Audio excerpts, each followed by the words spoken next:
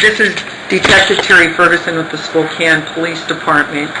We are going to be conducting a taped interview with Officer Carl Thompson, who is a patrol officer with the Spokane Police Department. This will be reference incident number 06-79962 and involves an incident that occurred on 3/18/06 at the Zip Trip near Division and Augusta. Today's date is 3/22/06 and the time is 13:34 hours. And also present are the Spokane Guild representative Jeff Harvey, who's with the Spokane Police Department, and the Spokane Police Guild attorney Hillary McClure, as well as SESO Major Crimes Detective Bill Francis, myself, and Carl Thompson. Carl, are you aware that this is being recorded? I am. Do we have permission to record? Yes. As I'd indicated, we're discussing the situation that occurred at the Zip Trip last Saturday on the 18th, and we have already had an opportunity to discuss it. Is that accurate? Yes. And on occasion, Detective Francis and myself will be referring to the notes that we took to make sure that we address the same things that we did in the pre-interview. Are you aware of that? Yes. Do we have your permission to do that? Yes. For the record, would you spell your name and let me know. Now, let's just start with your name. My full name is Carl F. Thompson Jr., Carl spelled with a K, K-A-R-L, F. Thompson, Thompson, Jr.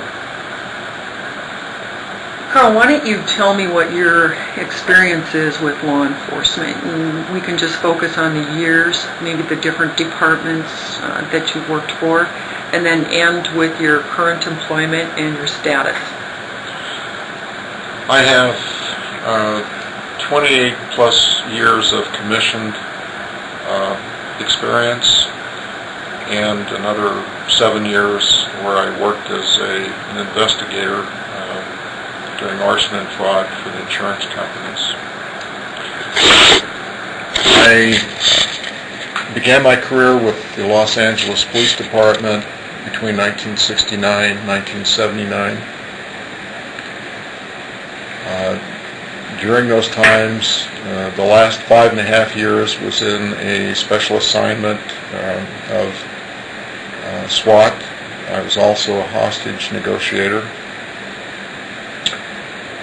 Moved to Idaho and resumed law enforcement in 1979 with the Kootenai County Sheriff's Department. I worked in Idaho in law enforcement for approximately 10 years and worked as a deputy, worked as a state police detective, and also as a Sheriff's Department administrator with the rank of captain for approximately 5.5 years. I joined the Spokane Police Department in March of 1997 and just completing 9 years of service here, where I've worked patrol, a school resource officer. Other specialty assignments have been TAC, which is the crowd control unit, crisis intervention team, which is advanced training in dealing with the mentally ill. I'm still currently a hostage negotiator and a second in charge of that unit. I'm still currently a member of the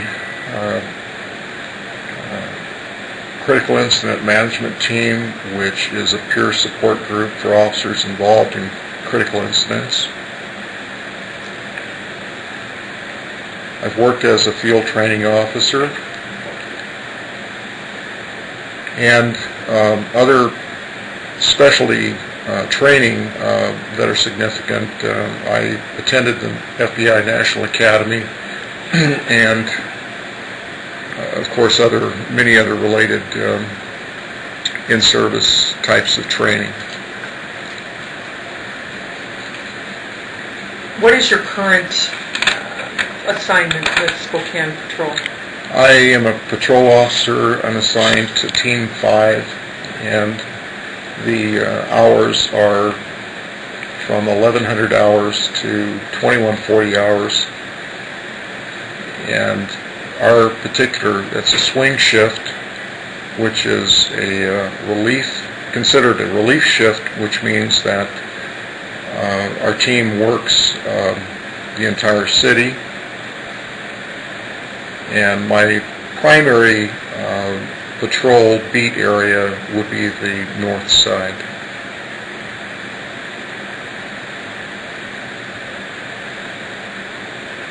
Who's your sergeant? Dan Torok. When we talk about some of your special training that you have with SWAT and TAC team, and I think you talked about the advanced training with the mentally ill, is that ongoing training? I've only recently left TAC, so I have had ongoing continuous training with TAC, which includes defensive tactics. Within patrol, we have in-service refresher training in defensive tactics, and as recently as about a month ago, I attended that. Was there anything specific during that training for defensive tactics? Yes, it was involved with close contact and ground fighting, as well as refresher on the lateral neck restraints and some other control holds, but geared mainly to close physical contact and fighting and control. Have you had baton training? I've had extensive baton training. When would that have started? It began in 1969 at the Los Angeles Police Academy. The primary baton, the only baton, at that time, the 10 years I worked LAPD, was a straight baton. At that time, it was the only other tool that was a less lethal weapon available. Since my time with Spokane Police, the TAC unit trains both with the side handle as well as a longer straight baton. When I graduated from the basic law enforcement training in Spokane, I was certified both in the side handle as well as the straight baton. And I've used both. I'm proficient with both. And because of the nature of my training and the length of my experience, I am one of the officers who consistently carries his baton to have another tool available as an option in use of force. When you talk about carrying it, are you speaking of actually having it on your gun belt, in your vehicle? Having it, not only having it on my duty belt, but carrying it on most of the calls and contacts that I have. I think you had mentioned being certified through the academy when you came to Spokane PD. Yeah, we'll be going off the air here for just a moment. Now, this is Detective Ferguson. We were off the air for approximately 20 seconds. We are now back on at about 13:43 hours. Officer Thompson, I think I had just asked you about certification for the straight and side handle batons through the Spokane Police Department. Now, that certification requires a proficiency in training? That is correct. Does that training include practice? It has with me, certainly. And at the time, in order to be Yes, certified? that is correct. Did that training include use of force topics? Yes. Moving on, I believe I understand that you normally keep your straight stick and that that's your preferred baton. Is that fair to say? That is correct. And it would be normal for you to have it. Yes. When, and I don't believe I asked this before, but when were you certified to use the taser? If certified is the right word. I was in one of the early groups when our department first obtained the taser. I don't remember the exact date, but I believe I was in maybe the second group when the tasers were issued. That also required a block of instruction as well as physically being exposed to the effects of a taser, or in other words, being shocked by a taser application. Tell me about that. Part of the training prior to the certification and issuance of that less lethal weapon is to, in a controlled setting, to physically be shocked by the 50,000 volts from the taser, so you know what its impact is. And it was very, it was something that was very forceful and very effective on me. Have you had occasion to use either the baton or the taser in lawful law enforcement activities? I have.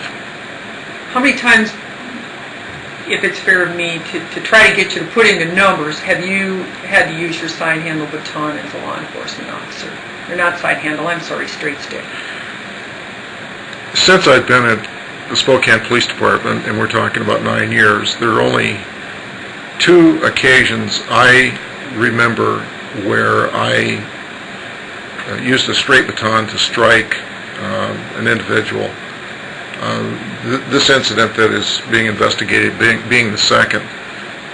I have used the straight baton in far more occasions to fend off aggressive dogs, especially pit bulls.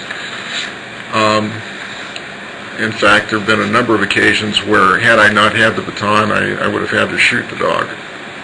So I've used it more frequently in that occasion. There, in my career with LAPD, there were probably 10 or 20 times that I may have used it in 10 years where I had to use it as a use of force tool, weapon. For the number of years I have carried it, there aren't all that many times that it has been used. In the other incident in Spokane, do you remember the situation? I do. I remember it was within the first couple of years of coming to work here, and Corporal Tom Lee and Officer Joe Denton were fighting with a suspect in a front yard in the Hilliard area, and I believe it was on Graveyard. When I responded to assist Officer Denton, he had the subject in the front yard, and I struck the subject in the leg a couple of times with the straight baton, and that was the only other time that I remember that I've used it here, to have to strike someone forcefully. Do you recall if those strikes were effective? They were somewhat effective in that there was pain compliance, and I got verbal compliance that the suspect recognized the strike, the pain from the strike, and ultimately did stop fighting as a result of being struck in the legs. Have you had occasion to discharge your taser while on duty? I have. And As I've learned, we have two possible applications with the taser. One involves probes and one involves a drive stun. Is that accurate? That's correct. Have you had occasion to discharge probes? I have. How many times? I would say at least half a dozen times where I've used it. And I've also applied the drive stun. Taking the probe applications initially, in those situations, what were the reactions of the people that were on the receiving end? I have always had successful incapacitation with using the probes. Is that the objective when you let the taser, when you apply the taser? Yes. Is, incapacitation? That is correct. And you've had success with that? Yes. When you have applied the taser as a drive stun, what are the occasions where you do that? It's used in a more limited setting because the drive stun does not incapacitate. What it does, in my experience, is create an amount of pain in which you're seeking compliance. We term it a pain compliance method. And when I have used that in a controlled setting, realizing the limitations of it, I've had mixed results from that application. So your decision about which one to use would be based on what the situation is? Absolutely. And dictated by the actions of the individual? Yes, and using the firing the cartridge with the probes is always going to have the greater effect. You use and carry the taser with you daily when you're on patrol? Yes. Is it fair for me to say that it is a part of your duty belt? Yes. And I believe you carry it on a thigh holster? On the left side. How many cartridges are you issued for your taser? You're issued two. One is loaded on the taser, and the second one is kept in an external attached pouch to the holster. Do you know who does any checks on the tasers to see if they're functioning properly? The officers are all required to maintain charging and a daily test to verify that the weapon is working. Do you do this? I do, on a daily basis. When every day I'm at work, I put my taser in the charger, and after it reflects that it's charged, I activate it to make sure that the battery is charged. And you did this last Saturday before you actually went out on shift, which would be March 18th? Yes. Moving to that date, what day of your work week would that day have been if we understand a work week to be Monday through Friday? For my schedule, that would have, even though on a calendar day it was Saturday, it would have been Thursday of my work week. Had you worked the 3 nights previously, or 3 days, I'm sorry? Yes. So you would have worked Friday and gotten off work at about what time?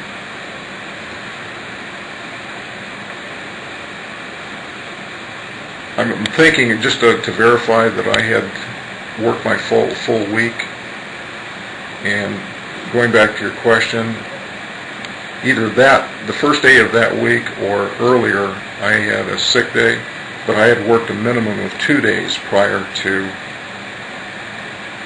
that Saturday, the Saturday we're discussing. So you would have worked Thursday and Friday with certainty? Yes. Taking us to Saturday, do you remember, did you get a good night's sleep?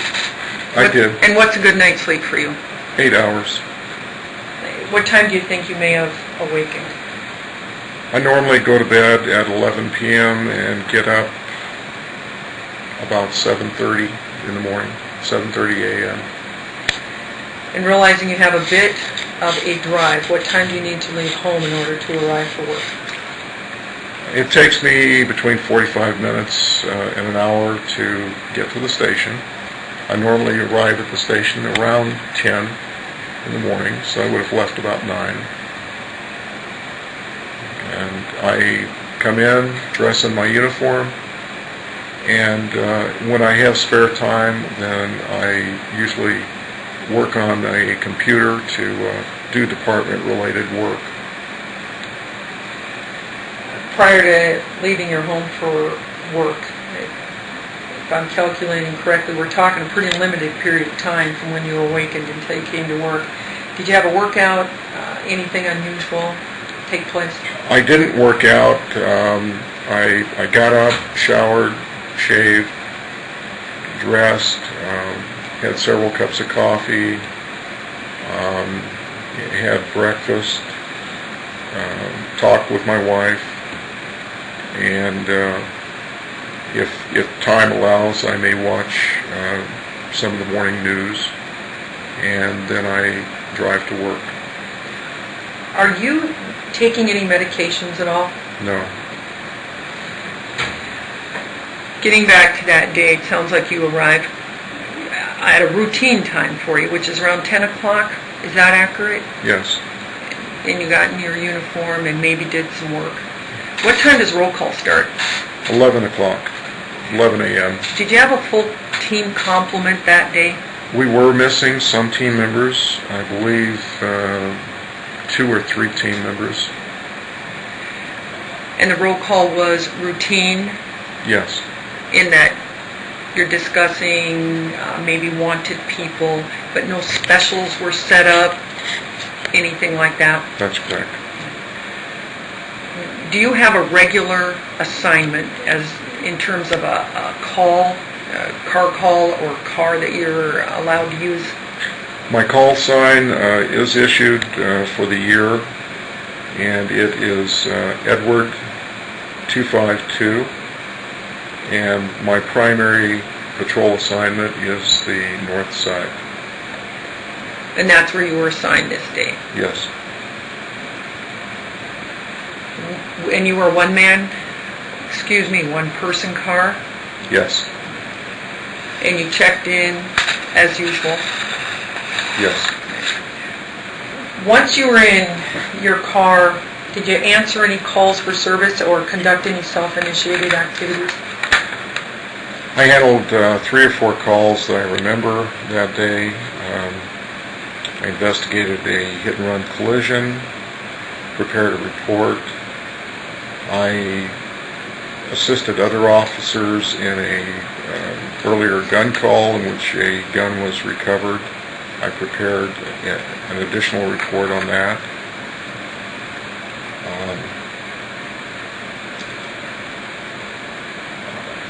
Of course, the unit history will show my entire log of activities, but there was nothing else out of the ordinary that I remember. Would you list for me the items you normally carry on your duty belt? I have my Glock sidearm, ammunition, 2 handcuffs, a flashlight, small flashlight on my belt, my portable radio, my baton. I also have a multi-tool pliers, knife that's on my belt,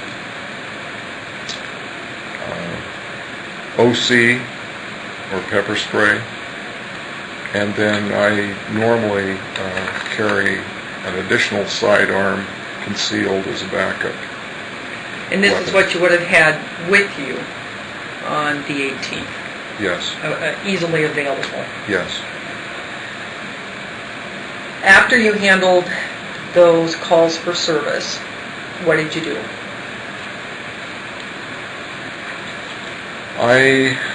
After I prepared my second report, computer report, I bought a couple of hamburgers on Division and returned to the North Central Cop Shop, where I ate my dinner. There were several other officers who were also there. And it was while there that I heard the first radio traffic concerning this call. So you still had your portable on? Yes. And was it on the North Channel? Yes. And can you tell me where that cop shop is? At Shannon and Wall. All right. What is the first radio traffic that you recall reference this incident? I heard Adam 325, which I recognized was Steve Braun's call sign. It was dispatched to a north side call. Initially, I didn't catch the nature of the call, and the primary reason that I monitor the portable when I'm not in the car is in case there's any emergency traffic to respond to assist two other officers. Shortly after I heard his call sign going on a call, I heard radio broadcast that the suspect was running or walking towards the New Harbor restaurant, which I recognized was a restaurant at Division and Indiana. Because that's fairly close to where I was at, I walked outside to enter my car to pull up the call on my computer, my car computer, to read the circumstances and be prepared if this was going to be a higher risk call, and to find out how many units were being assigned. I knew I was fairly close. And you were available? Even though I was out of duty for what is called Code 7, if there's any call that requires assistance to an officer, then you put yourself back into duty. And that was my concern, to try and assess the level of risk that Braun might be responding to on this call, especially if his backup was further away than I was. Officer Thompson, is there more information available in a CAD screen on your mobile computer than there is via the portable radio? Oh, yes. So if I understood correctly, you went to your car to check? To find details on the call, because the call will explain the circumstances and the nature of the call, as well as the other units involved. And you got to your car? When I got to my car and pulled up the call and started reading, I saw that in CAD, the complainant was at an ATM. I think it was at the bank at Baldwin and Ruby, and was starting to use the ATM when she saw a male approaching in an aggressive manner that frightened her, to the extent she had already punched in her PIN number, but she was frightened enough that she left the ATM machine to get away from this individual who was walking towards her. It also gave the description of the complainant's car. There was a description of the subject, white male, I believe it said 40s, long reddish hair, black jacket. And those circumstances, there was also that the male, she maintained surveillance from a safe distance in her car on her cell phone. And the male went to the machine and then left the ATM machine. And the possibility was that he may have withdrawn cash under her PIN that was already punched in. The fundamental nature of this call. Well, even though it began as it was titled a suspicious person, this information led me to believe that a crime may have been committed, either theft or a premature robbery attempt, based on the complaint's description of the mannerisms of this individual. At any rate, I believe that it was likely that a crime may have been committed based on the description. What was your decision at that point? Because I was only about 10 blocks away, I immediately began driving in the direction of Indiana Division. And as I was driving, and this only took less than a couple of minutes, the complainant was updating radio of the suspect's walking direction, said that the person went on Ruby, was walking southbound against traffic, and then was approaching the White Elephant. When the mention of the White Elephant was broadcast,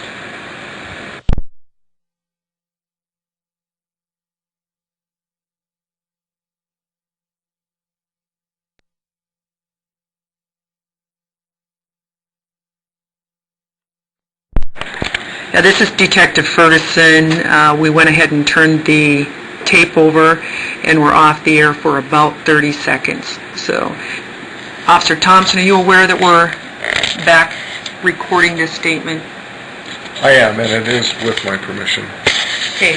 I think where we had left off was you had heard that they were at the White Elephant, or that he was at the White Elephant, and I think you were just telling us how close you were to that.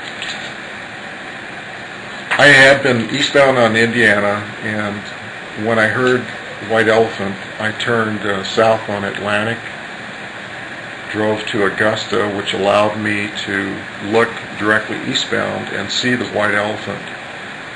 I continued to drive approaching Division, and as I crossed Division eastbound into the driveway between the White Elephant and Zip Trip, I saw to the east end of the lot a white Dodge Intrepid, which was the same description that was in the CAD as being the complainant's car.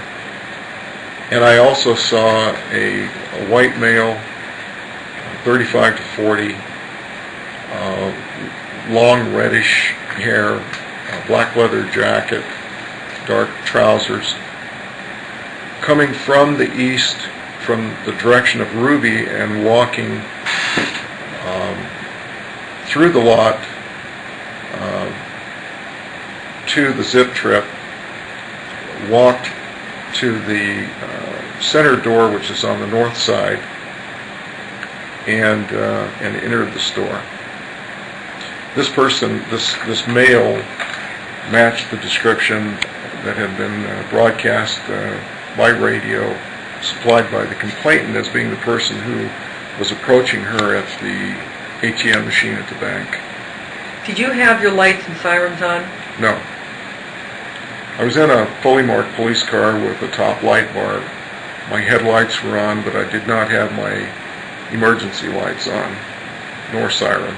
Were you aware as to whether or not anyone else had checked out in the vicinity or made contact with anyone regarding this incident? And by anyone else, I mean a police officer. I have not heard anyone else checking out with the subject, because the complainant had been giving updates, and it was evident that I was the first officer who was in a position to actually see the suspect. I knew Braun was assigned the call. I didn't know what his location was, and I advised radio that the suspect was entering the Zip Trip. What did you do then? I drove to the gas pumps and immediately got out of the car, grabbing my baton, which is normally in a baton holder or along the seat, as I normally do when I get out of the car. I was assuming that the suspect may have seen me drive, approaching him in my police car as he was walking through the door. There was no one else in the parking lot that I remember.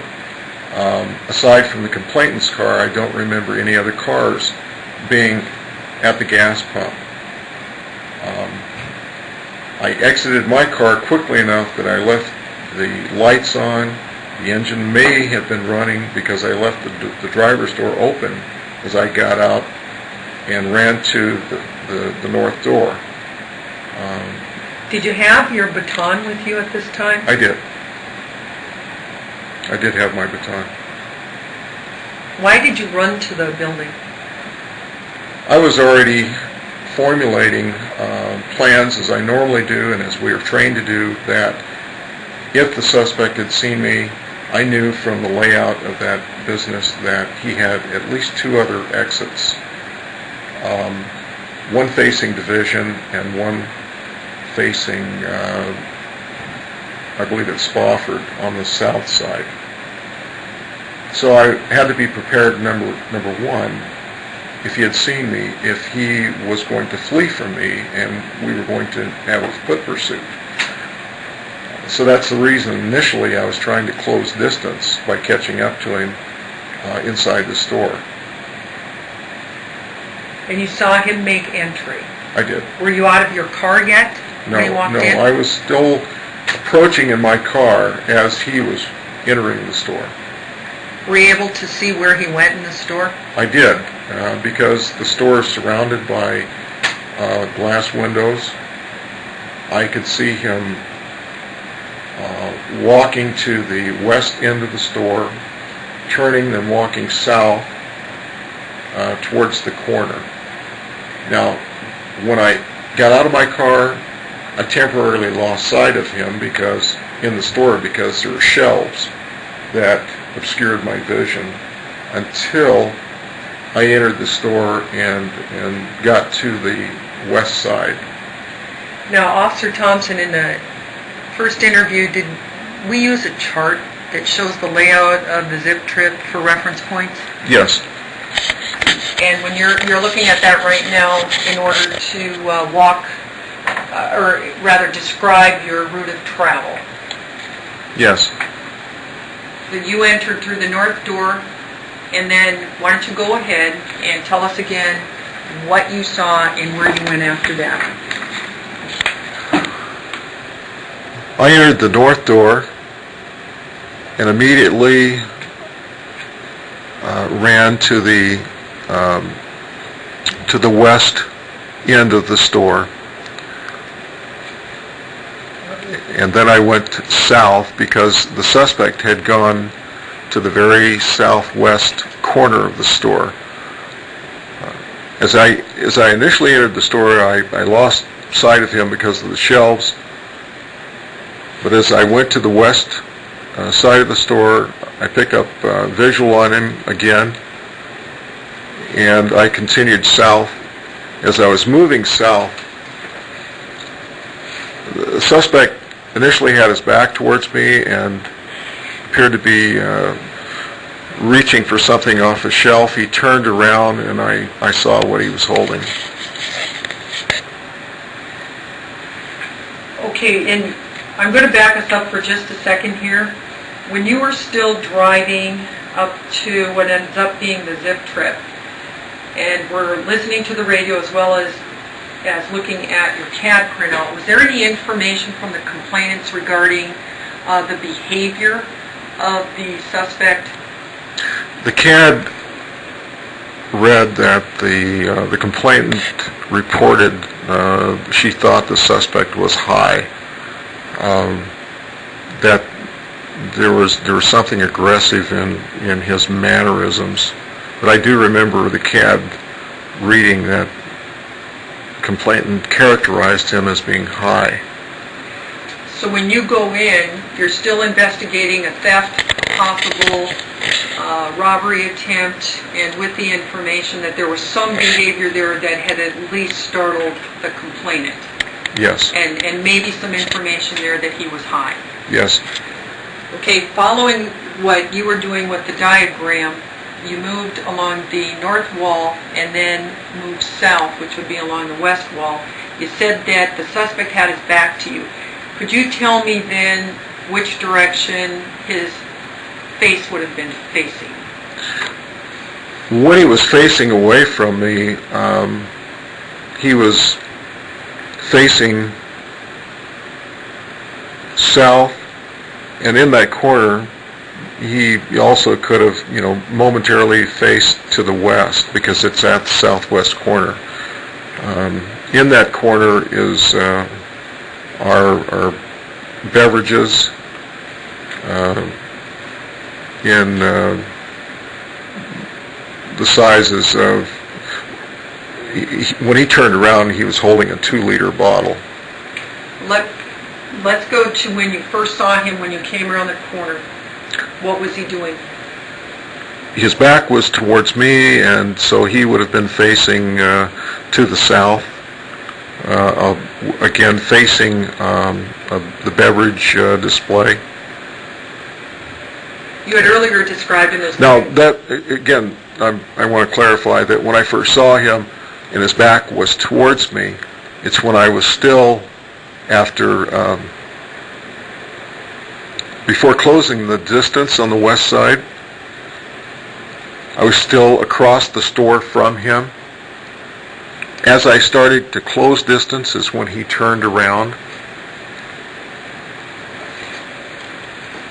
Was it at that time that you thought that he had something in his hand? As soon as he turned around, I clearly could see that he was holding a large filled 2-liter bottle with a dark liquid. I'm going to back up to his clothing description and specifically the jacket. When you first saw him entering the store, was there anything remarkable about the jacket in terms of length or size or type or style? I did note that it was a heavy black leather jacket. It was waist length, but it appeared to be the type of jacket, like a motorcycle jacket, that is normally a durable, thick leather jacket. The other consideration, anytime I see a leather jacket and I'm going to have any contact, is the awareness that leather jackets can afford a person a type of soft body armor. If the situation developed and an officer had to use force, leather is going to protect the person wearing it. That's why it's used as a motorcycle jacket. It also is significant in that if there's a taser application during the training, one of the things we were advised of is that leather can be somewhat defeating of the electric current of a tasing situation. So those are things that were in my mind, as well as the fact that a coat also conceals what is underneath. And at this point, you're investigating, the possible theft, maybe a robbery, but these were observations that you made when you saw him in the store. He's got the jacket on, which I think you just described as possibly concealing weapons. The fact that he had a jacket on allowed, if there were weapons, I wouldn't see them because he had something to cover him up. Okay. His back is to you, and he turns around, and he has a 2-liter bottle in his hands. Would you describe how he's holding that bottle? He held the bottle with both hands. He had a hand on each end of the bottle, and he held the bottle parallel to the floor. In other words, in one hand he had the neck of the bottle grasped, and in his other hand he had the bottom of the bottle grasped, holding it parallel in front of his chest, at chest level. His arms were back towards his body, his elbows were down in what I would describe as a loaded position, or where your muscles are tensed back. It's the first thing I recognized, and number one is that it was a very unusual way in which to hold a bottle. The second thing I recognized is that this person now has the capability of being in a position where he can attack me. His muscles are now tensed. He has positioned this bottle that he can... Go ahead, it'll pick you up, and I want you to be able to show us. Where he can either throw the bottle at me with a sudden thrust with both hands from his chest, or he can hold it, and the distance I closed to was within 4 feet. Where if he wanted to retain the grasp of the bottle, he could use it as a blunt, essentially a club, to try and hit me in the face with it. I know from just buying beverage bottles when they're full, the weight is almost 4 pounds, and it can be a significant blunt trauma weapon if it's used as such. Did you have anything in your hands at this time? I did. I had my baton in my right hand. And Why did you have it in your hand instead of in the holder? when I entered the store, there were other considerations that I was making that I normally do from training and experience. One is I was going inside a store that created some confinement. I was going in a convenience store that had shelves with items. I knew that there were canned items, there were glass items, as well as all of the other soft packaging. There were potential weapons within arm's reach in going into that environment. I also realized that I had seen a clerk at his kiosk at the register, as well as what I thought were several patrons on the south side of the counter. So there were other people inside as well. I realized that the subject was wearing a leather coat. I needed to be prepared, number one, on the circumstances in which I was confronting this person, that I was prepared to defend myself if necessary, and also to control and subdue. My intent was to control this person and physically detain them in handcuffs so we could continue our investigation as to whether there was evidence, clear evidence of a crime, and if he was armed. And I knew that I was alone, and that being said, I wanted to be prepared, especially being alone, that I had a less lethal weapon available in case either I was attacked or I felt that an attack was imminent. Have you been in situations before where you have been solo and confronting a person in a suspicious situation? Yes. Have those contacts always been non-confrontational? No. Have there been occasions where contact has hardly been started when you needed to use some level of force, be it verbal or something else? Yes. So would it then be your experience to be prepared for a confrontation regardless of your intention? Yes. So you have your side-handled baton in your hand. Straight baton. I'm sorry, and you'll have to probably correct me on that throughout. You had your straight baton in your right hand. In what position? When I stopped, and as I said, I believe I was about 4 feet from him, the baton would have been in a cock position, in other words, holding it in my right hand, bringing the length of the baton back parallel to my body, standing. In other words, in a loaded position or a cock position, that if I do have to strike with the baton, it is ready to go. And this is also, aside from training, this is a ready position. Part of the purpose here is also that when verbal commands are given in a heightened risk situation, that the subject receiving the commands also understands your intent is to project force. You want them to know the urgency of your commands. So it's visual as well as being tactically prepared in case a strike has to quickly be delivered. What made this a heightened risk situation for you at this point? Circumstances of the call, the fact that the complainant was so alarmed that not only had they sought safety by leaving the ATM and continuing to maintain surveillance of this person. That's unusual in that when we hear someone continuing to follow, something significant has occurred.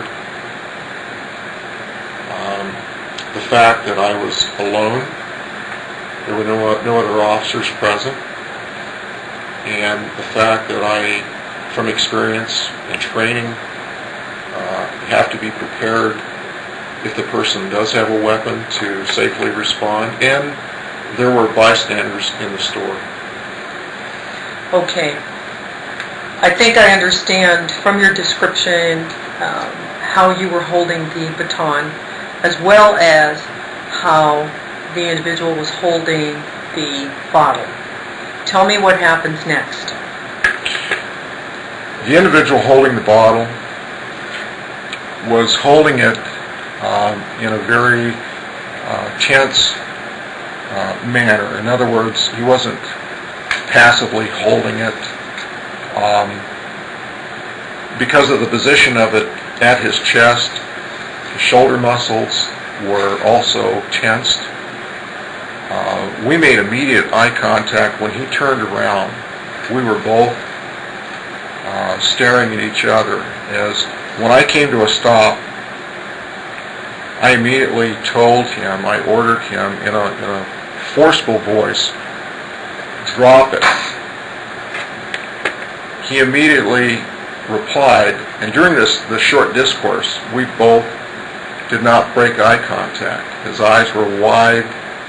He was looking straight at me. And you were in full uniform? And I was in full uniform. I said, the manner in which his first response was, he said, why? It was a forceful response. He didn't break eye contact. And my first impression was, here I am in full uniform. I'm displaying a baton in a manner that shows that I'm prepared to strike. I'm ordering him to drop the bottle which he's holding at chest level in both hands. And he tells me, why? And immediately I said, drop it now. I said it twice as loud. And he said, no. It was again, looking straight at me, clearly, without any equivocation. That was his response. In my mind, at that point, at our proximity, my belief was that he was preparing to assault me. When he turned around and saw me entering, he did not immediately flee. He picked up an object, and it was held in a manner that I realized was in a position that he could use it as a significant weapon against me. If you had to describe either the look on his face or the way that he spoke. Would you be able to do that? I think so. The look certainly was a look that did not display any fear, did not display any confusion. Because of the eye contact, there was no breaking of eye contact. His eyes did not look down at the floor. He did not look around. He did not appear disoriented in that he was not looking around. His voice didn't waver. He wasn't, his lips were set in that he wasn't licking his lips. Everything, his facial appearance was, to me, was one that was deliberate, that was resolute, and non-compliant, defiant. Defiant would, I think, be an accurate term. That clearly he was not going to comply with my orders. And the way I issued these orders was not in the form of a request. It was clearly forceful, and the second time immediately was twice as loud as the first. It was, "Drop it now." I was saying that in a manner to convince the urgency of what he was required to do immediately. What happened when he said no? I believe that he was preparing to strike me, and the recognition there is that normally there is about 3/4 of a second reaction time. The person who decides to act first has the advantage, whether in whatever offensive action they take. A normal reaction time is about 3/4 of a second for the officer to react. Within that distance, I knew that he had the advantage and that he had a potential weapon that he could reach me either by swinging or throwing. And if it were to hit me in the face, that he would achieve a huge tactical advantage. Realizing that, I decided to strike his leg with my baton to preempt what I believed was about to happen. And recognizing also that the target I was swinging at was his upper left leg, which has a large muscle mass in the thigh. There's a nerve there that we're trained to try and hit to cause temporary disruption. My hope was to be able to buckle his leg and put him down on the ground there. There were some other options that I had already considered and going quickly through my mind. One is I had a taser, but I was already at a fairly close distance, and he had a leather jacket on. So I recognized that it's possible that if I used the taser first, and if the probes hit the leather, the taser might not be effective. I had OC, but I was in a confined area, and does not work immediately. And the other thing is, it works as it's non-discriminatory, so it would work on me as well. So that I eliminated that. I had deadly force available, but I did not perceive this as a deadly threat. Could it have evolved to that? Yeah, but the actions had not occurred at that point, in my mind, to make it a deadly threat. What was the strike meant to do? The strike was meant to try and incapacitate him, to subdue him, and to drop him down to the floor, where I could continue verbal instructions with him to lie on the floor, put his hands behind his back, where I would have maintained distance or guarding position in advising radio that I had one that I was guarding, and maybe for a unit to step it up, in other words, to get there quickly as they could. Had you had a chance to get on the radio, other than to check out? No.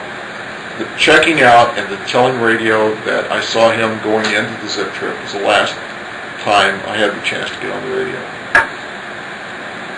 Okay. You deliver one baton strike to the left thigh area. Yeah. What happens? He immediately pivoted to his right. He didn't drop the bottle. Because I could see that he hadn't dropped the bottle and he was turning away from me. I grabbed the back, probably the collar of his jacket, which was the easiest thing to grab, and pull myself in closer. And at this point, he is already moving. He's pivoting to the right and moving. I delivered another strike to his right leg.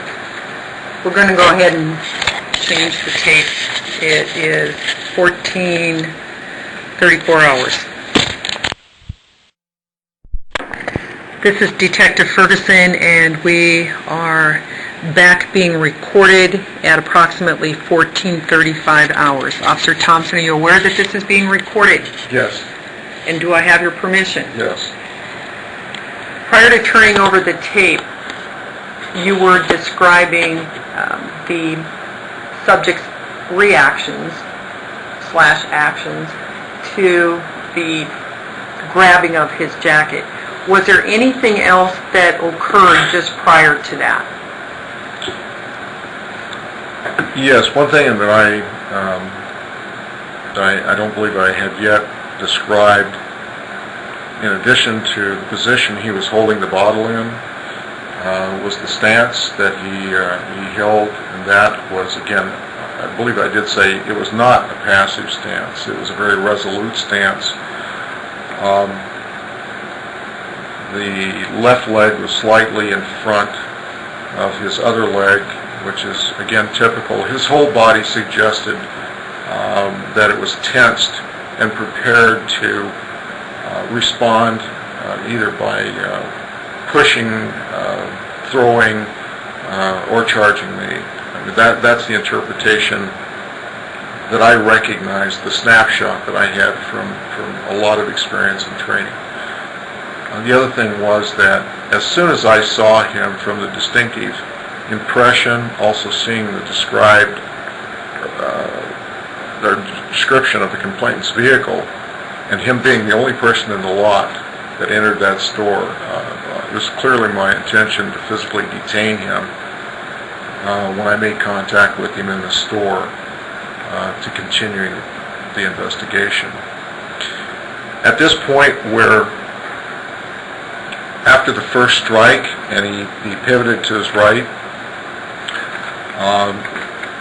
I closed the remaining distance to grab his collar. Again, my point here was to get him subdued and on the ground as quickly as possible. I struck again with the right leg because I am still concerned at this point he is holding the bottle, even though the bottle is in one hand at this point. He's holding it by the neck, which still allows enough of a grip that he can swing that with a lot of force and hit me. Are you saying anything to him at this point? I'm yelling at him, drop it, drop it. Once I had engaged and I struck him, I started yelling orders that, drop it, stop fighting, get down, continually ordering him to cease and to obey what I'm directing him to do. Are you getting any verbal response from him?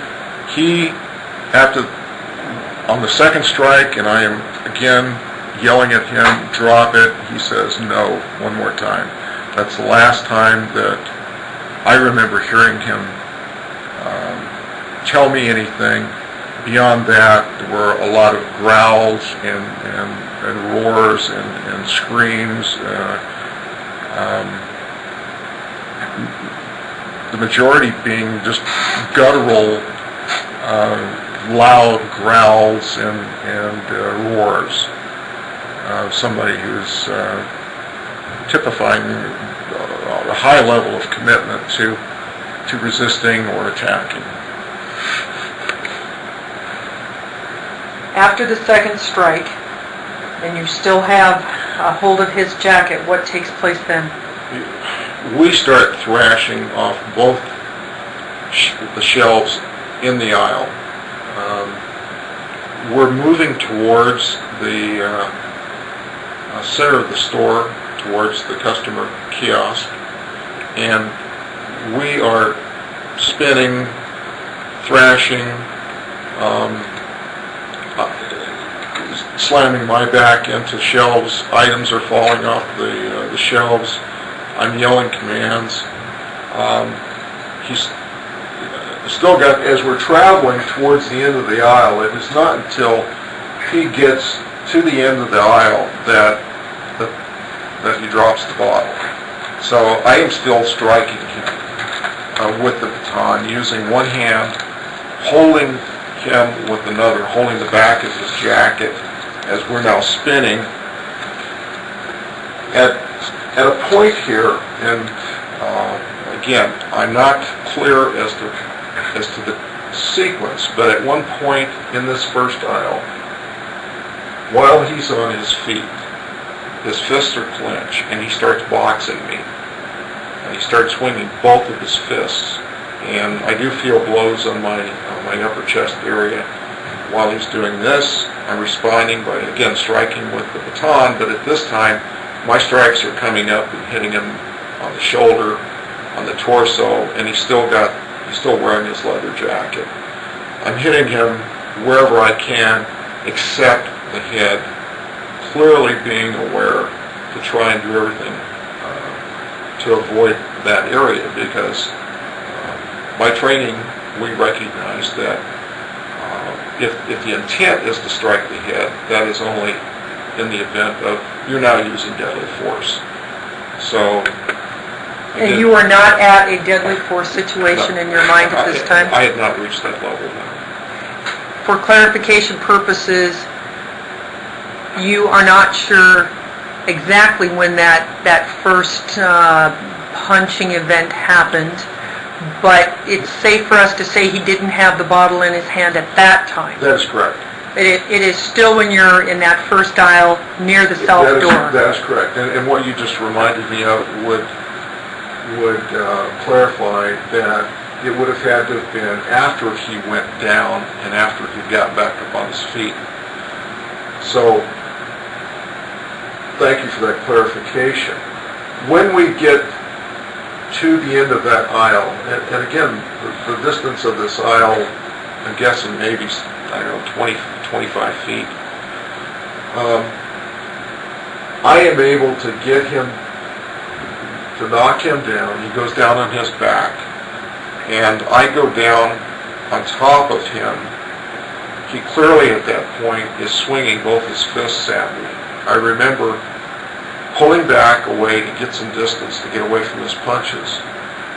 And I was on my feet, and I also realized that I had just moments if I was going to be able to tase him. And his jacket was not zipped, so in that position, the leather jacket was not covering his torso. I drew my taser, and probably from about 3 feet, I fired into his taser with my left-handed with my taser. I heard the taser activate, and looking at him, he's still swinging his fist. I hear him growling.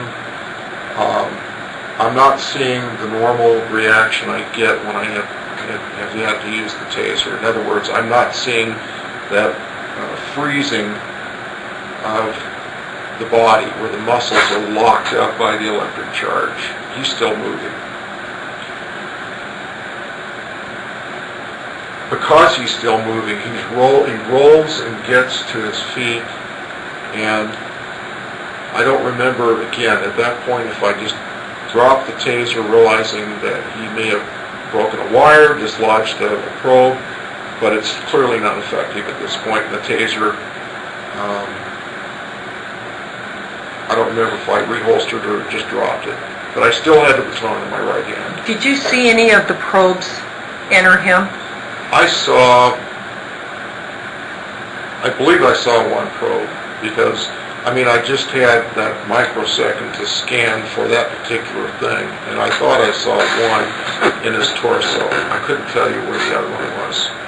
And I'm going to back you up for just a second. I know you were active down the hallway, for lack of a better word. Do you know how he ended up on the ground? Yeah, I knocked and or pushed him to the ground, because with his momentum going forward, whether it was a combination of him losing balance and my continued effort was to get him down, which is why I also had a grip on his jacket, was everything I was doing was to try and get him down on the ground. And he ended up on his back, is that correct? Yes. And I think you said that you were on top of him. I did. Were you sitting on him, straddling him? No, at this first time, I didn't have a straddle position because I wasn't stationary. This happened very quickly.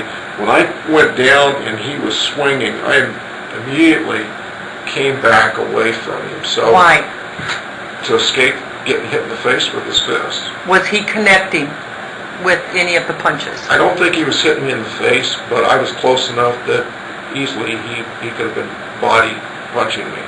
If I understand correctly, when you moved back and you stood up, is that right? Yes. And considered your options? Yes, and again, I do remember yelling at him, stop resisting, stop fighting, because now he was on the ground. He didn't have the bottle in his hand.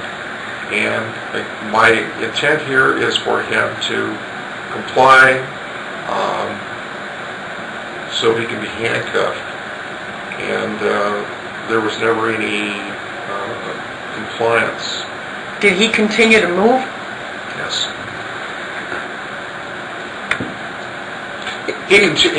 There was a period maybe of several seconds there when he was lying on the ground. I had moved out of his fist range that he was stationary. That was the opportunity I used to shoot the taser.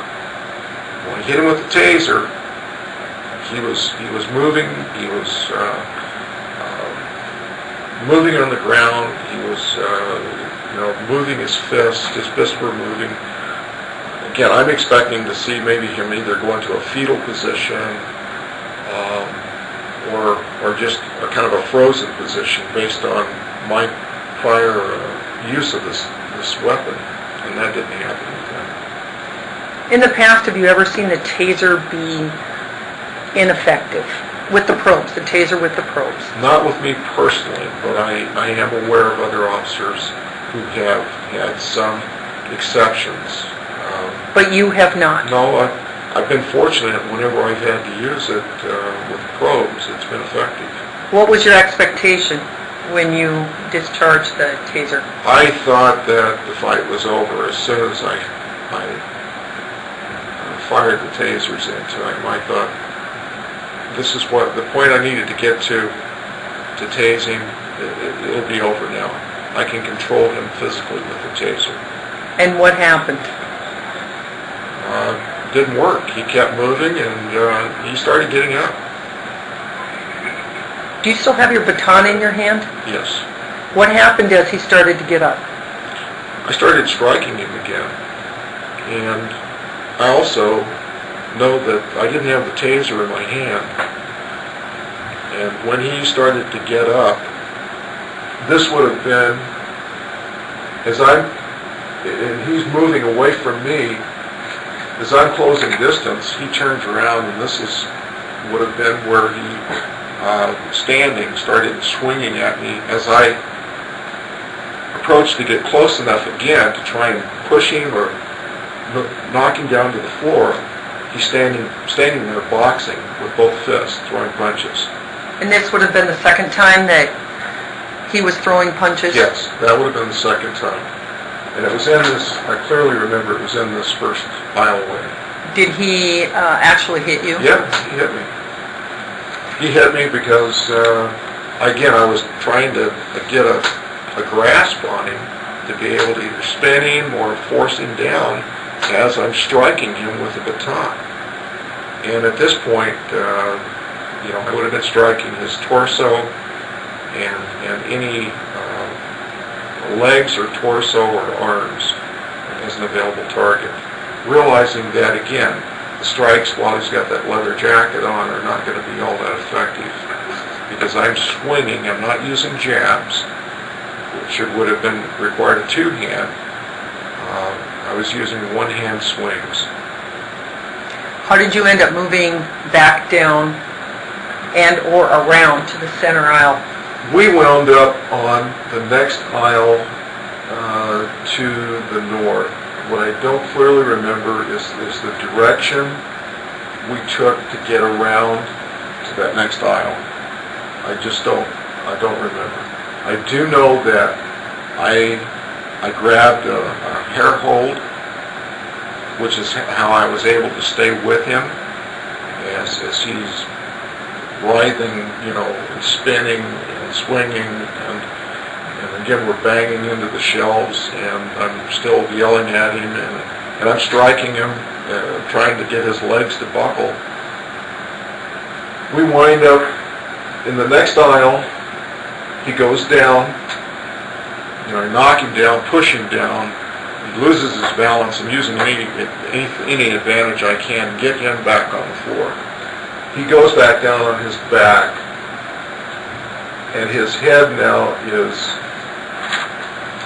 oriented somewhat towards that Division Street door, entrance exit.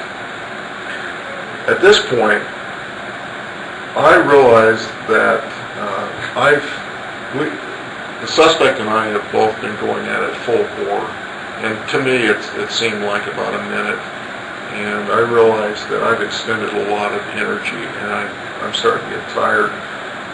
I get on top of him, and essentially I'm straddling him, and I sit on him. Actually, I'm on my knees initially, but I'm also trying to use my weight and still be in a position that I've got some flexibility to move. But I'm using my body weight to try and hold him down. I grab his right wrist and try and move it. He's got both fists, his fists are still clenched. They're in front of his chest, and I cannot move his hand off his chest. How are you trying to do that? I only had one hand. I was using my left hand to try and pull his arm down, to see if I could start, as I'm still commanding him, to start getting it down for a handcuffing position. I couldn't. His hand returned, but at this point he's no longer flailing at me or striking or punching at me. There was a couple of seconds there where I was able to get on my shoulder mic. I put out a code 6. That was the first time I was able to get on the radio from the time the fight started. I knew that Ron would be the closest unit, and hopefully very quickly he would get there, and he did arrive quickly. Why? Excuse me. Why did you only have one hand available to try to straighten out Because I his arm? still had my right hand on my baton. So you are sitting on him with your full weight, Yes. and what is your intention at this point? Keep him on the ground. Keep him. Had you abandoned trying to handcuff him at this point?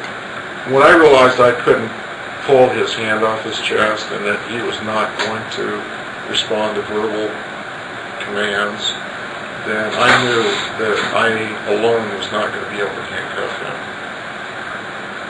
Did you see Officer Braun come in? I did. Do you know which direction he came from? Yes. He came in through the, would be the west door, which is that faces Division Street. And as he was coming through the front door, he would have been able to see us in that aisle that faces the door. He came in, and I told him, because I saw he had his baton with him.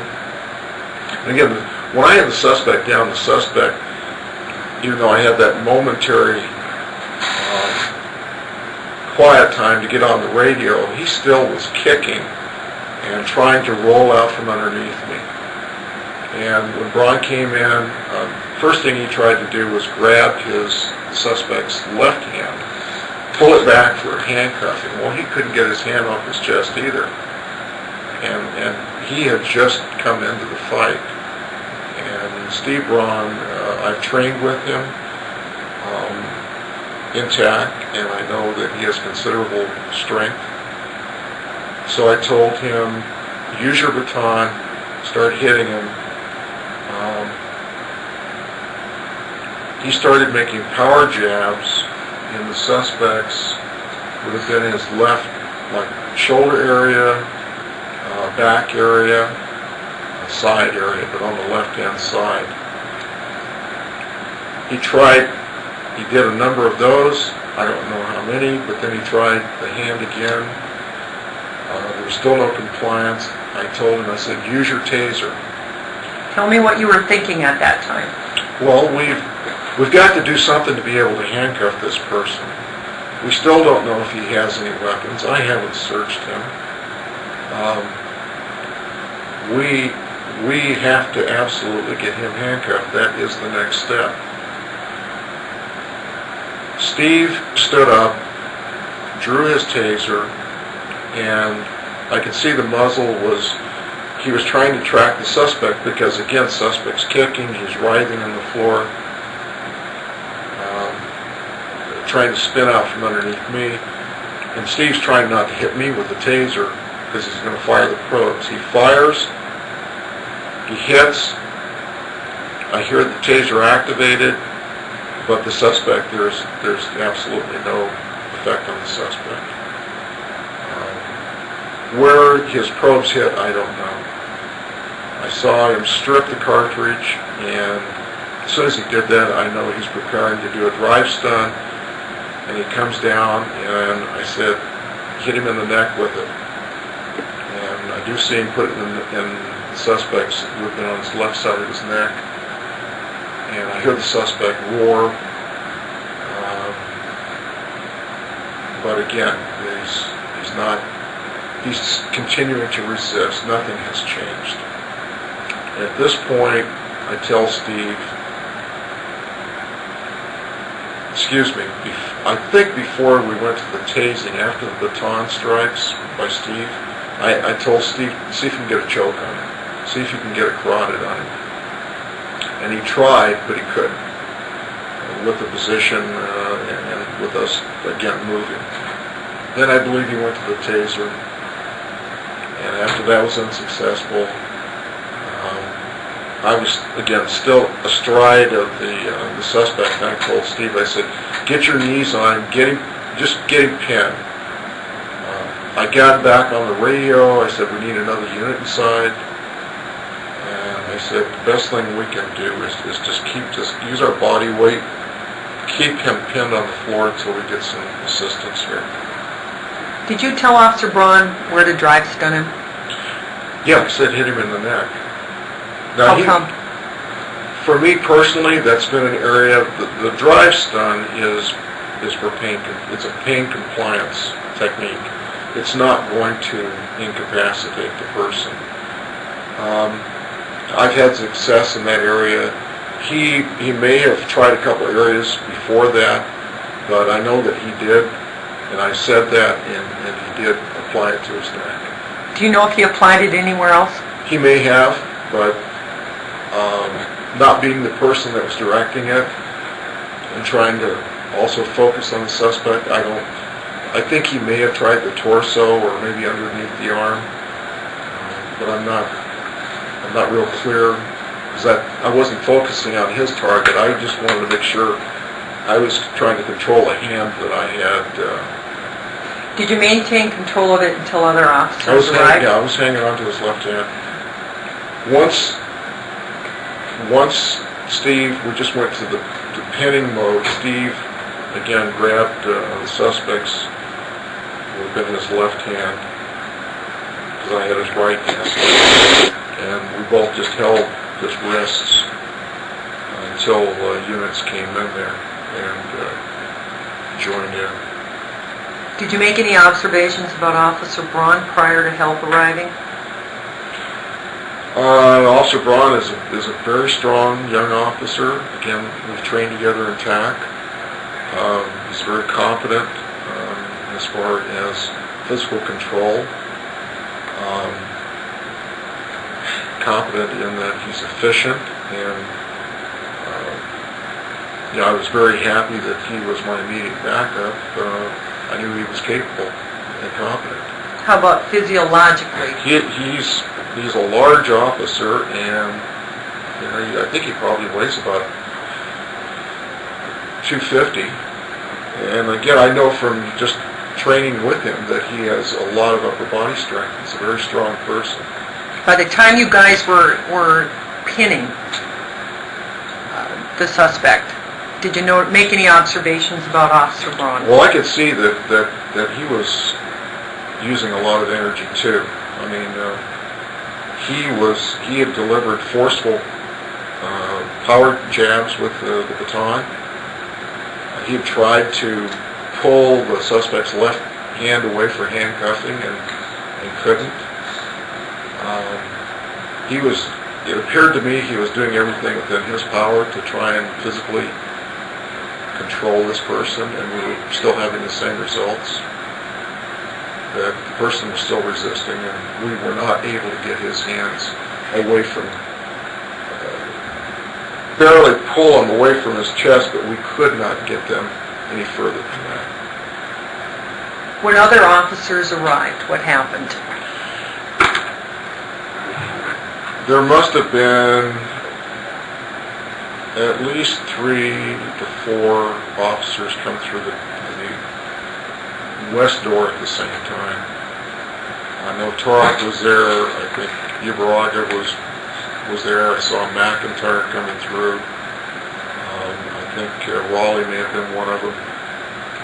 When they came in, all I could see were arms coming down. They could see that we were in a static position of just trying to keep this man pinned.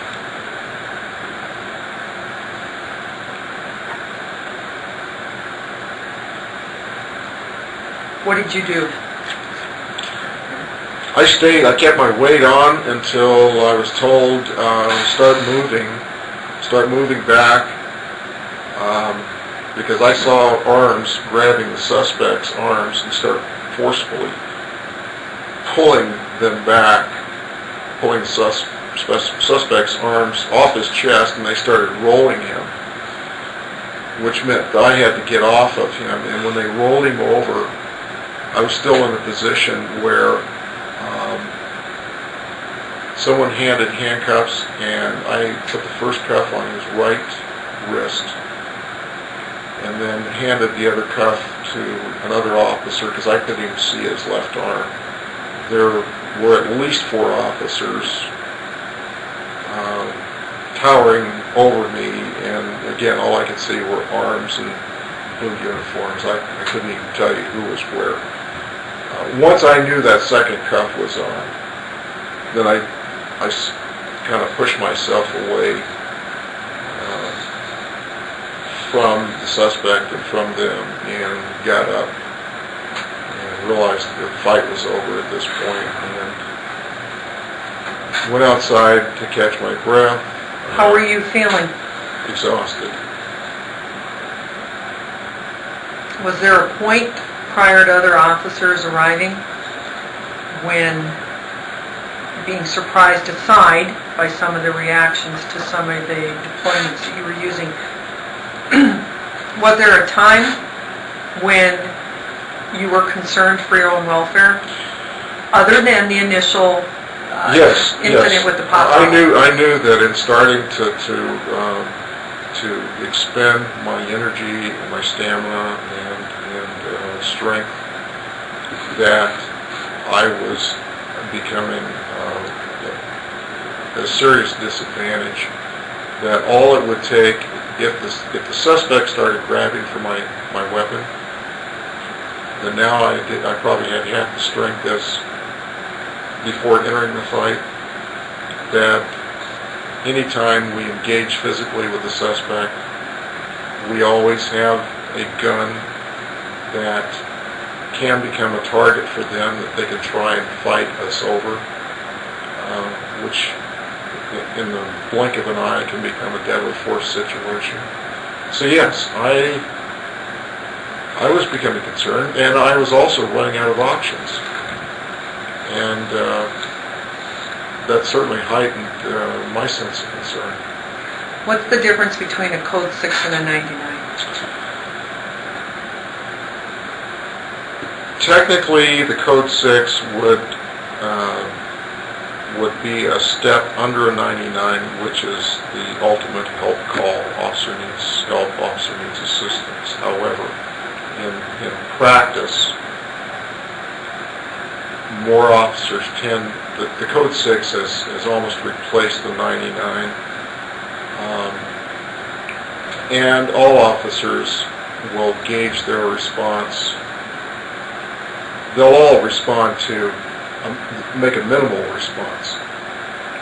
But many of us will recognize that when a Code 6 in effect is the same as a 99 for response by the inflection of the officer, by who the officer is, what their experience is, what their competence is, and the circumstances.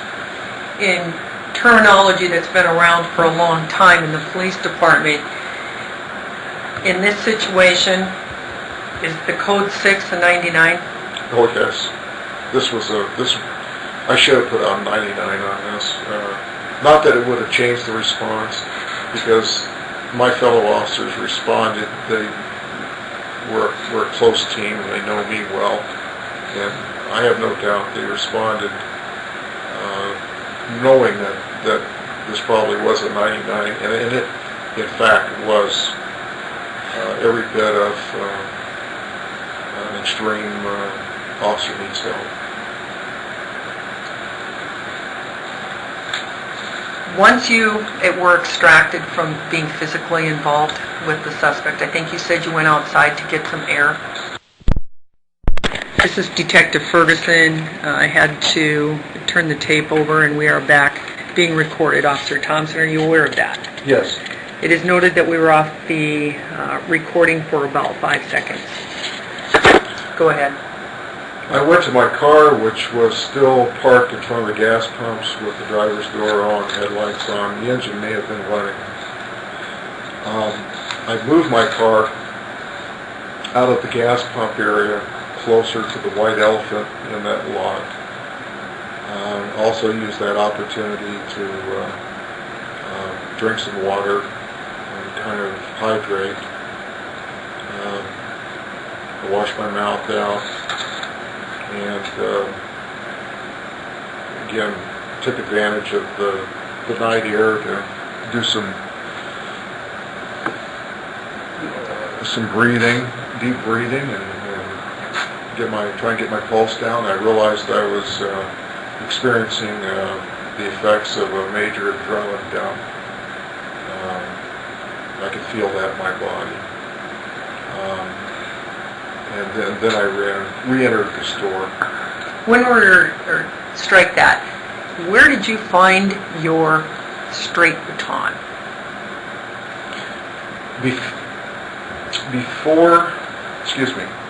At some point, I don't remember if it's before I walked out the first time. At any rate, I do remember walking around the aisles, seems like 3 times, looking on the floor, looking for my baton. I thought I had discarded my baton, and I wanted to recover it because I knew that, number one, it's a piece of important equipment. Well, I couldn't find it. And I started asking, I said, everybody keep an eye out for my baton on the floor. And then someone pointed out that it was in my baton ring on my belt. So I had not remembered at some point I had reholstered my baton, and I had it on me. When you came back in and were looking at different things, references, especially looking for your baton, what were the other officers doing? When I came back in, the suspect had been leg restrained, and he was still, he was yelling, I could see his hands and his legs. He was resisting extremely forcefully. And I heard one officer say, he is stretching the leg restraints. And he was, I heard this guttural growling, and the medics, as soon as he was handcuffed, I had several other, at least one other officer also said, get medics, get on the air, get medics. We've done a taser application, impact weapons have been involved. So as soon as he was handcuffed, someone got on the air and requested medics. And they did arrive, and I went in and out of the store several times, but when medics did arrive, I know that they withdrew the probes because I saw the bare probes on the floor. The medics gathered their equipment and left the store, and I remember hearing an officer say, he's not breathing. And I walked over by his head and bent over, and one of the other officers moved the subject on his side, and I could see that this discoloration in the face was a dark purple. Another officer said, I said, and I think someone else said as well, get the leg restraints off of him. And an officer actually cut the leg restraints. Another officer went out into the parking lot, retrieved the medics before they left, got them back inside, and then they started the resuscitation attempt. When you first saw him, to the best of your recollection, how tall is this guy? Guesstimate on the What I weight? remember is that he was taller than me. I'm 5'9", and that he was quite a bit heavier than me. That's my perception. That's my recollection. And going in there, it looked to me like he was going to have a considerable weight advantage over me. If he had not had something in his hands and still did not comply with your initial verbal commands, which of course addressed that, would you have used your straight baton? No. The appearance and the way he was holding, the appearance of that bottle and how he held the bottle was the very reason that suggested to me he is in a position and engaging his responses from the two commands. That's how I came to that conclusion. That I expected to be attacked. If he hadn't had that in his hands, and I can see his hands, it's not the same scenario. I would continue my dialogue and continue to react to his actions, but I wouldn't have hit him with the stick. The single reason I hit him with the stick is I prepared. I thought that I was about to be attacked, and I was going to preempt that and try and gain some tactical advantage because I had several disadvantages. The size difference was one. Action versus reaction. And when I made my decision to engage, that gives me that reaction time advantage. That's the one advantage I have at that point. Realizing I'm not going to shoot this person. Why not? Because I'm not seeing a deadly threat. And I'm expected, and being trained, and the expectation is that you're going to have to physically control people using levels of force that are appropriate. So even though I have a deadly weapon, I can't use it.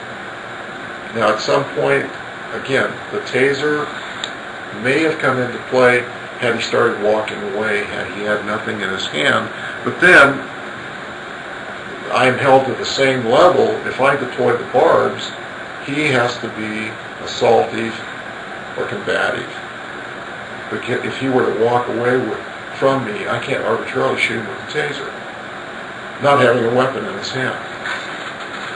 Did this incident ever arise to the point where deadly force crossed your mind? Had he grabbed from my holster in the condition at the last when I had him pinned and where I was starting to feel exhausted, had he grabbed, had he tried to get my gun, that clearly would have been a deadly force issue to me. That would have been an unequivocal, clear, deadly threat if he had grabbed for my gun. But he did not. He did not. Therefore, you did not. That is correct. Were you injured? My right elbow was hurting at the end of this. I didn't see, aside from a scuff on my knuckle and some scuff on I had some scuffs on my knees. I didn't have any serious or treatable injuries. Those were photographed, were they not? Yes. Detective Francis, do you have any questions? No, I don't. I think we've covered it. Oh, and I think I did have a contusion or abrasion over my right eye or cheek that was also photographed. I think Corporal Johnson may have Yes. gotten that, or we got it when you were back Yes, here. he did. Yes. Okay, for the time, we are going to stop the recording, and it'll be re-engaged to end the interview. It is 15:20 hours. Okay, this is Detective Ferguson. We are back on the record. It is 15:22 hours. A couple of areas I wanted to go over with you again, Officer Thompson. When the suspect was down the first time near the south door, and he had punched you, at which point you were able to move yourself back and stood up. Why did you continue to engage? I still had other bystanders in the store. I hadn't searched him to know if he had weapons concealed, and we still had to detain this person because the very basis of contact was that the belief that a crime may have occurred. Had a crime occurred independent of the original complaint to this point? My only knowledge was it was connected to the complaint. That was my only reason for contact was based on the caller's information. Had there been anything else that had occurred since you made contact with this gentleman? Yeah. Once I engaged and he refused lawful commands, and then he during my attempt to subdue him, he assaulted me. At that point, certainly we had at the very least felony of assault on an officer. The other considerations were as to why I continued to engage was that tactically, even if I were to allow him to run out of the store, my obligation is, at the very least, is to pursue and maintain sight of him. However, a foot pursuit goes without any guarantees. It requires, it's hazardous in the least. you have two major arterials bordering the location of this store, which means you're running into traffic. And I'm still required at some point, we have to subdue and control and detain this person.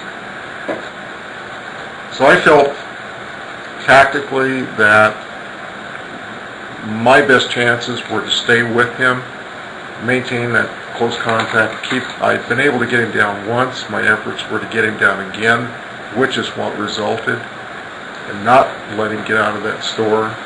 At least I had some degree of confinement that also worked for me, as well as, in some cases, against me by banging against the shelves. When the other officers arrived after you and Officer Braun had him pinned, I think was your word, for containment purposes, did you tell them anything? I said, make sure you check him for weapons. We have not searched him for weapons. I still had a real concern that there might be an edged weapon, which is so common, whether it's a pocket knife or anything that will cut or stab, not to mention any other types of firearms. But I wanted to make sure they understood clearly, we have not searched him. There may still be some dangers there. Officer Thompson, are there any points that I failed to address? Is there any additional information you would like to reference this interview? I believe we've been very thorough in covering it, certainly to the best of my memory, and explaining, my mindset and what I was seeing and responding to. So I think it's been very thorough. And you will have the opportunity to review the transcript. Thank you. This interview is then terminated at 15:27 hours on 3/22/03.